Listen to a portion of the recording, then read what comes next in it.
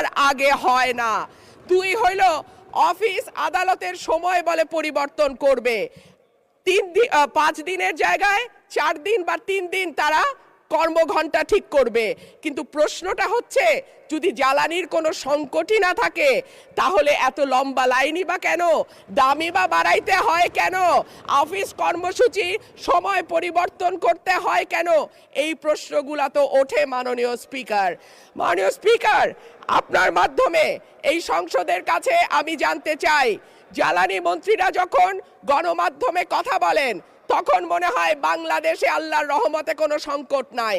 ওনারা যদি পরিষ্কার করে বলেন বাংলাদেশে বর্তমানে কত দিনের অকটেন ডিজেলের মজুদ আছে, কতদিন চলতে পারবে, পাম্পগুলো কেন পর্যাপ্ত পরিমাণ তেল পায় না, তেলের মজুদদারি। ধন্যবাদ মাননীয় সদস্য।